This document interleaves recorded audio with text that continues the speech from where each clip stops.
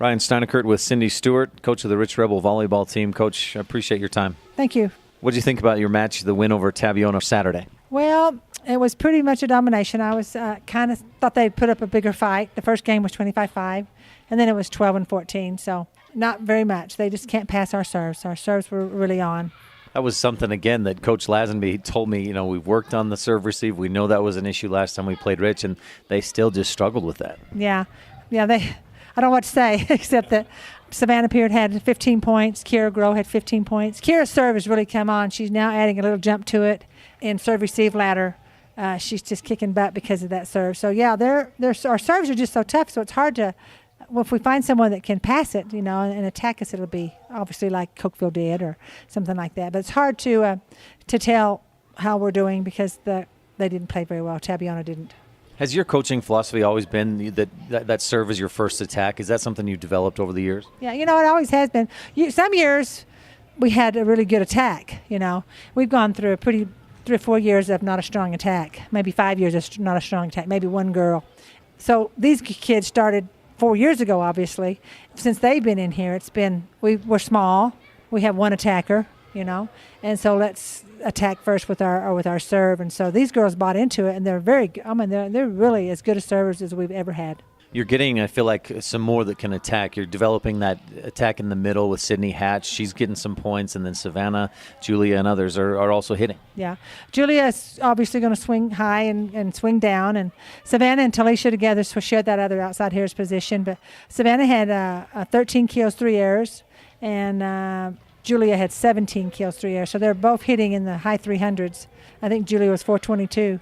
And Sydney hit a couple big ones out of the middle. We've been playing Hop a little. We'll call her Hop. She's a little Sydney Hopkins. She's a freshman. She hits really, really hard in practice and on JV. So she's a big girl. And we've been putting her and Hatch and McKenna in on defense on the block so that Julia and Savannah can see a big block. And then we've seen that they can hit a little. So they've got it. Sydney has she hits as hard as anybody, Sydney Hopkins. Your opponent this week, just Intermountain Christian at their place. Have you played them before? Do you know? We played them before, not this year, and years back we have. They go through spurts. They came to our camp one year, and then that year they took second at state. So it depends on who's coaching them and who shows up in there. It's a private school, just like all the other privates. You never know who they're going to recruit or who they're going to get that year. So right now, this year, Tabiona, I think, beat them. So I'm not expecting a very strong match down there. You said last week, I think, that you'd get more practice. You didn't have as many matches, just the one match on Saturday, so you were happy to have more practice. How do the girls feel about that? I'm sure they'd rather not have 4 practices, but we have 4 again this week. And so, the competition we're playing, unless it's Cokeville or Richfield, we're not getting any better. So the kids are really good competition for each other because we play a lot of small games, one-on-ones and doubles and singles and 4s and 3s. And so they're playing a bunch of little games and they're playing against each other, which improves their skill level.